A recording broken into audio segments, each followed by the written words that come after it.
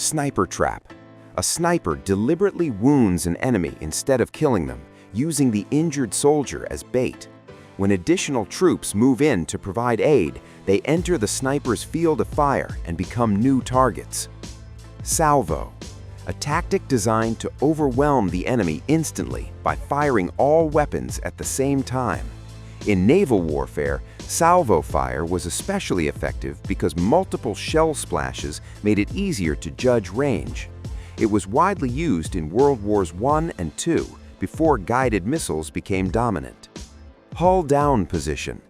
A tank positions itself behind a slope or cover, so only its turret or barrel is exposed. This minimizes vulnerability, but it limits mobility, requires suitable terrain, and makes transitioning from defense to attack risky due to exposed weak points. Creeping barrage. Artillery fires advances gradually ahead of friendly infantry, providing moving cover as troops push forward. It was more effective than bombarding trenches directly, but extremely dangerous without precise coordination, as miscalculations could hit friendly forces. Blitzkrieg. A fast, concentrated assault using armor, mechanized infantry, artillery, and close air support. Instead of attacking the front evenly, it punches through weak points to disrupt command, supply lines, and morale by constantly shifting the battlefield. Foxholes. Small, camouflaged defensive positions dug into the ground to protect infantry at close range.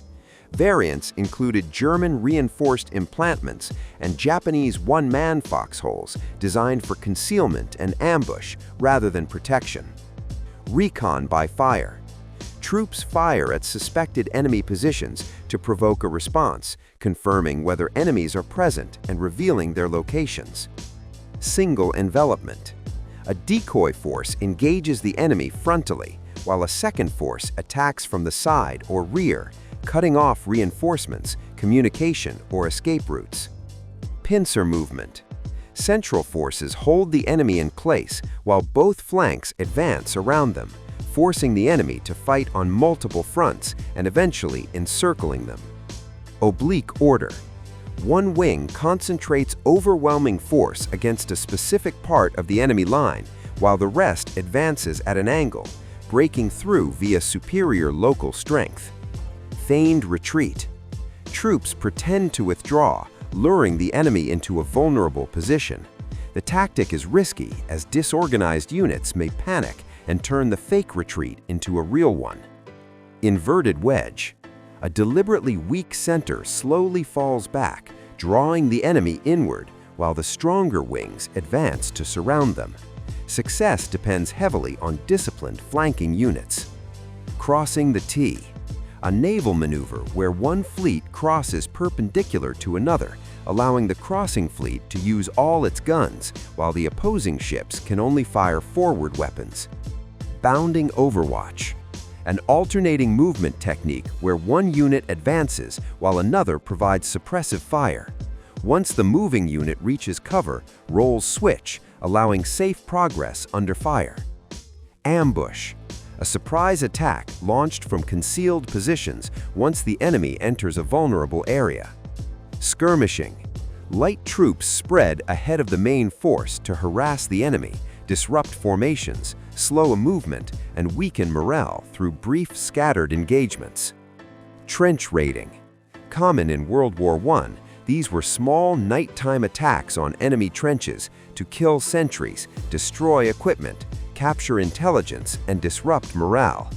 Raiders used passwords to avoid friendly fire on return. Swarming. Multiple small autonomous units attack from different directions to overwhelm defenses. Often used in asymmetric warfare, it confuses and exhausts a stronger opponent. Flying wedge. A triangular formation pushing forward to maximize awareness and penetration. Though ancient in origin, it's still used today, including by riot control units. Defeat in detail. A strategy against a numerically superior enemy by forcing them to split their forces, then concentrating power to destroy smaller enemy units one by one. Air interdiction. airstrikes on strategic targets that don't pose an immediate threat but influence the broader conflict. Tactical interdiction affects battles quickly, while strategic interdiction targets infrastructure like bridges and roads.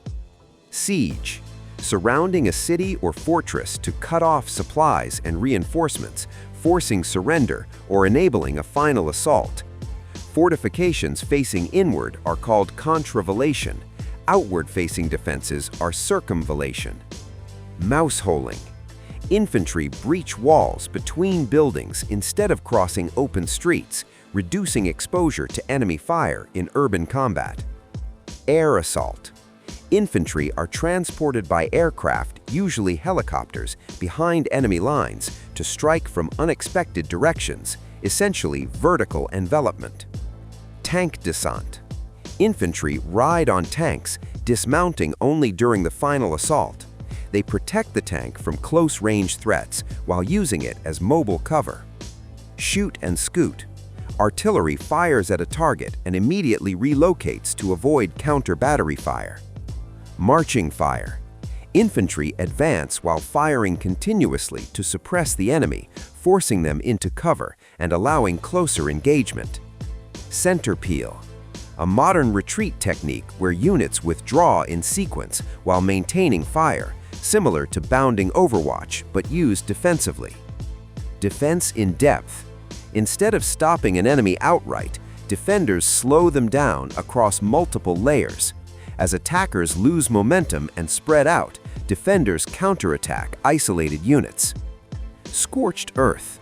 Retreating forces destroy food, infrastructure, and supplies to deny resources to the enemy. This tactic was famously used by Russia during World War II, amplified by vast territory and harsh winters.